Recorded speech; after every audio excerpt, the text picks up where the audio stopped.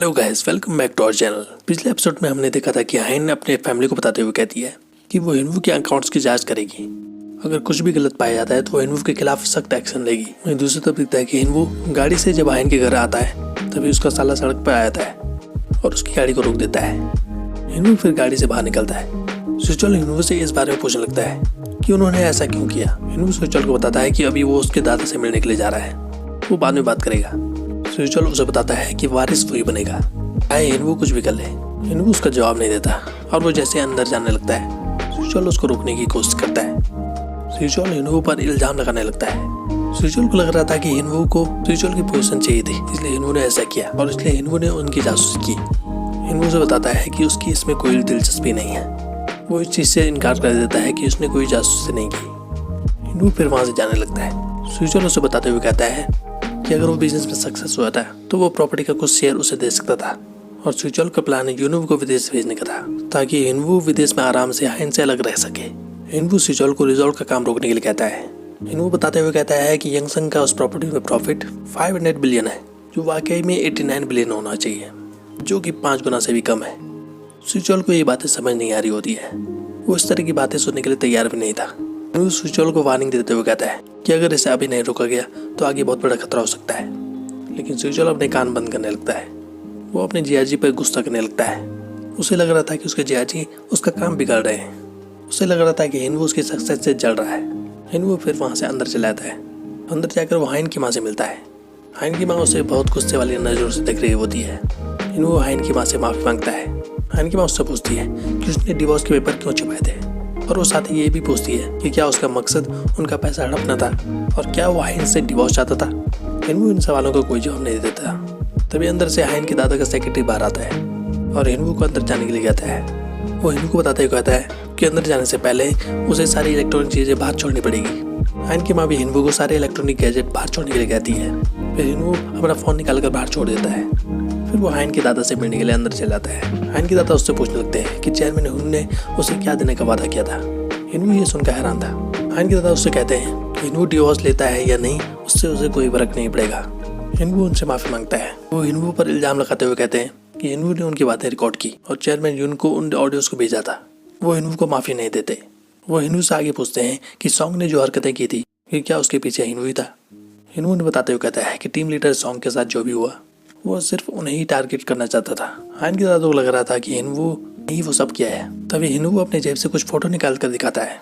वो उन्हें बताते हुए कहता है कि टीम लीडर सॉन्ग ने जो भी हेरा फेरी की थी उसमें डायरेक्टर जो यंग अब तक साइन करते आ रहे हैं। हिनवू बताता है कि दोनों बहुत पुराने दोस्त हैं। हिनवू बताते हुए कहता है कि हर साल ऑडिट चेंज किए जाते हैं, लेकिन उनकी ऑडिट में आज तक कभी भी नेगेटिव नहीं कमेंट आया। हिनवू अकाउंटेंट फर्म पर सवाल उठाने लगता है कि आज तक ऑडिट टीम को उनकी हेरा फेरी पर शक क्यों नहीं हुआ। तभी हाइन के दादा उठकर हिनवू से कहते हैं कि डायरेक्टर जो सॉन्ग की फर्म के बारे में जानते थे, फिर वो अकाउंटेंट फर्म के साथ जानबूझकर ये खेल करता रहा। दूसरी तरफ यंगसंग उन बातों को कैमरे के जरिए सुन रहा होता है। वो हिनवू से पूछने लगते हैं कि क्या वो इसी बहाने उन पर इन्वेस्टिगेशन करना चाहता था। हिनवू बताता है कि अकेले डायरेक्टर जो का काम नहीं था। वो बताता है कि इसके पीछे भी किसी और का हाथ था।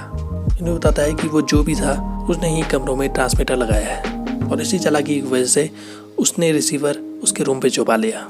वो हिनवू से उस पर्सन के बारे में पूछने लगते हैं कि वो कौन है, आखिर इसने ये काम किया। दूसरी तरफ यंगसंग अपने लैपटॉप में नजरें गड़ाए बातों को गौर से सुन रहा होता है। हिनवू बताता है कि उसे नहीं पता कि ये कौन है। ये सुनकर हाइन के दादा गुस्सा हो जाते हैं। उन्हें हिनवू की बातों पर यकीन नहीं होता। वह दूसरी तरफ यंगसंग डायरेक्टर जो को फ़ोन मिलाता है। वो काम को जल्दी पूरा करने के लिए कहता है। वो डायरेक्टर जो को बताते हुए कहता है कि हिनवू को उस पर शक हो गया है। वहीं दूसरी तरफ दिखता है कि हिनवू का चाची उस शेयर मार्केट में क्वीन ग्रुप का स्टॉक लगा रहा होता है। उसकी बीवी ये देखकर हैरान होती है। वो ये बात किसी को न बताने के लिए कहता है। वो उससे ये बात पूछती है कि उसने ये स्टॉक क्यों खरीदा। वो उससे पूछने लगती है कि वो इस स्टॉक को क्यों बेच रहा है। वो बताते हुए कहता है कि उसके पास बहुत सालों पहले ये स्टॉक पड़ा हुआ था और उस टाइम हिनवू ने जब ये बताया था कि वो डिवोर्स नहीं ले रहा तो उसने ये स्टॉक खरीदा था। वो देखता है कि शेयर मार्केट बढ़ता ही जा रहा है। तभी वहाँ हिनवू की माँ आती है।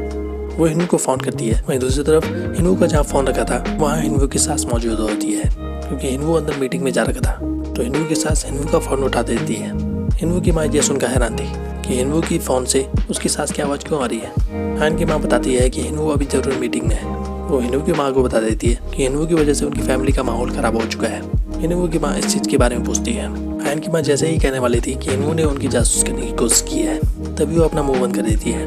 वो इस बात को शेयर नहीं करती। वो आगे उन्हें बताते हुए कहती है कि हिनवू ने हाइन को डिवोर्स देने का सोचा है। हिनवू की माँ उन्हें बताते हुए कहती है कि हिनवू ने इस बात का जिक्र किया था, लेकिन उन्होंने इस बात को सीरियस नहीं लिया था क्योंकि उनकी लव लाइफ में झगड़े चलते रहते थे। हाइन की माँ उन्हें बताते हुए कहती है कि वो पूरी कोशिश करेगी कि उनका अब डिवोर्स हो जाए, और वो गुस्से में फ़ोन कर देती है। हिनवू की माँ यह सुनकर परेशान हो जाती है। हिनवू की बहन भी परेशान हो जाती है। वो देखती है कि तभी कि उसका हस्बैंड स्टॉक बेच चुका है। वहीं दूसरी तरफ रात को जब हिनवू गार्डन में टहल रहा होता है, तभी उसे हाइन की बुआ आते हुए नजर आती है। वो हिनवू को गुस्से में देख रही होती है। हिनवू जैसे ही उनसे बात करने की कोशिश कर रहा होता है, वो उससे बात नहीं करती और वहाँ से चले आती है। हिनवू इस चीज़ से हैरान था। इसके बाद हिनवू जब अपने रूम की तरफ जा रहा होता है, तभी हाइन अपने कमरे से बाहर आती है। वो हिनवू को डिवोर्स कागज दिखाती है और वो हिनवू को बताती है कि उसने उस पर साइन कर दिया है। वो हिनवू को बताती है कि वो इसे खुद सबमिट करेगी। वो आगे बताती है कि वो एक बेहतर अटॉर्नी हायर करेगी। वो आगे बताती है कि वो हिनवू का पूरा हाल करने वाली है, जो उसे ज़िंदगी भर याद रहेगा। हिनवू बस हाँ में जवाब देता है। हाइन जैसे ही अंदर जाने लगती है, तभी वो हाइन का हाथ पकड़ लेता है। वो कहता है कि उसे सब कबूल है। वो कहता है कि हाइन उस यंगसंग से दूरी बना के रखे, बस इसके लिए वो सब कुछ करने के लिए तैयार है। हाइन उससे पूछने लगती है कि इससे हिनवू को क्या दिक्कत है। हिनवू हाइन को बताने लगता है कि यंगसंग ने हाइन को बहुत पहले छोड़ दिया था, अब वो दोबारा उसकी लाइफ में आ गया है, जो सिचुअल को उस पर इन्वेस्टमेंट दे रहा है, और उसने हाइन को भी हरकिना की बहुत बड़ी डील दी थी। हिनवू बताते हुए कहता है कि उसका बहुत बड़ा मकसद है और इस वजह से उसे यंगसंग पर शक था। हाइन इस शक की वजह पूछती है। हिनवू बताते हुए कहता है कि जब वो शिकार करने गए थे तो उसे डैश कैम से एक फुटेज मिला। वो आगे बताते हुए कहता है कि उसने SD कार्ड रिकवरी के लिए एक कंपनी में दिया था। यंगसंग वहाँ गया था और उसने वो दुकान बंद करवा दी। हाइन को यंगसंग पर शक नहीं था। वो हिनवू को बताते हुए कहती है कि हो सकता है कि यंगसंग कुछ रिकवरी कराने के लिए उस दुकान में गया हो। वो कहते हैं कि वो बेवकूफ़ नहीं बनने वाली, अगर यंगसंग चालाकी करता है तो। वो हाइन से कहते हुए कहता है कि वो तो बेवकूफ़ बन गई थी, वो और न किसी से बेवकूफ़ बनने के लिए कहता है। हाइन ये सुनकर हैरान होती है। इसके बाद हिनवू अपने कमरे की तरफ चले आता है। इसके बाद अगले दिन हाइन रेड ड्रेस पहनकर बहुत अच्छे से तैयार हो जाती है। फिर वो ऑफिस की तरफ निकल जाती है। वहीं हाइन जब अपने ऑफिस में मौजूद होती है, तभी उसके सेक्रेटरी जब चाय का कप लेकर आती है, तो वो हाइन के मूड से डरी हुई होती है। उसे लग रहा था कि हाइन गुस्से में है और उसके हाथ कांप रहे होते हैं। जैसे ही वो सेक्रेटरी कप को टेबल पर रखती है, वो चाय का कप पलट जाता है और चाय कागज पर गिर जाती है। सेक्रेटरी हाइन से माफ़ी मांगती है। हाइन उसे आसानी से माफ़ कर देती है। हाइन उसे ना डरने के लिए कहती है।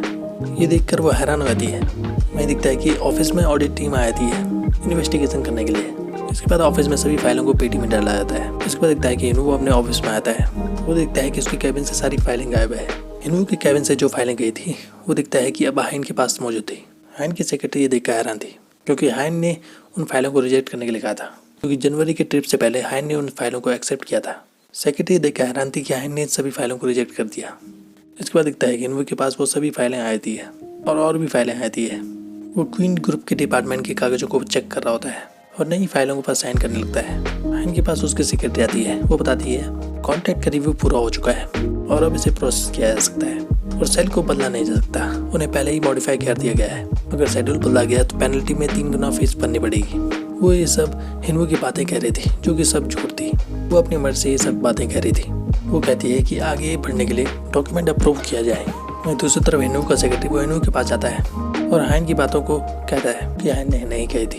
वो हिनवू को बताते हुए कहता है कि टेक्निकल शो वो लॉ डिपार्टमेंट की जिम्मेदारी है, इसलिए इसे अप्रूव नहीं किया जा सकता। वो आगे बताते हुए कहता है कि हिनवू को सारे लॉ ध्यान में रखकर काम करना चाहिए था और इन सभी प्लान को एग्जीक्यूट करते हुए सभी चीज़ें कागज पर लिखनी चाहिए थी।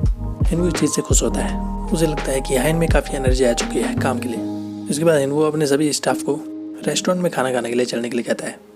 तभी उसका सेक्रेटरी घबरा जाता है, क्योंकि उस होटल में हाइन का आज शेड्यूल था। वो हिनवू को सामने वाले रेस्टोरेंट में जाने के लिए कहता है। हिनवू इस चीज़ की वजह पूछने लगता है। सेक्रेटरी बताता है कि वो होटल महंगा है। हिनवू उन्हें फिर भी चलने के लिए कहता है। वो जैसे ही जाने लगता है, तभी सेक्रेटरी फिर उन्हें रोक देता है। वो कहने लगता है कि सभी स्टाफ को चाइनीज डिशेस खाना पसंद है। हिनवू को शक होने लगता है। वो पूछता है कि क्या खाना बदलने की कोई और वजह है। सेक्रेटरी कुछ नहीं कहता। सेक्रेटरी मना करता है। वो कहता है कि सभी को आज चाइनीज खाने की इच्छा हो रही है।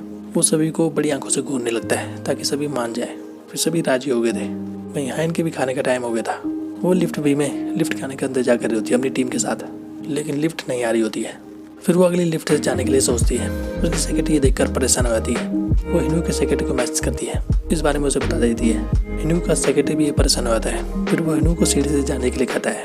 हिनवू ये सुनकर हैरान हो जाता है। वो सेक्रेटरी तभी चैट ग्रुप में मैसेज कर लेता है कि मिस हाइन किसी भी वक्त यहाँ पहुँच सकती है। चैट ग्रुप में मदद मांग रहा होता है। वो मैसेज ग्रुप में चला जाता है और दिखता है कि हिनवू भी उस मैसेज को पढ़ लेता है। हिनवू भी उसे बताते हुए कहता है कि वो भी इस चैट ग्रुप में मौजूद है। वो सेक्रेटरी माफ़ी मांगता है और इसके बाद दिखता है कि हाइन अपने स्टाफ के साथ वहाँ पहुँच जाती है और वहाँ अब स्टाफ बढ़ चुके थे। इसका अगला पार्ट देखेंगे हम नेक्स्ट वीडियो में। तो आज के लिए बस इतना ही। ऐसी वीडियोस देखते रहे हमारे चैनल पर। Thank you so much.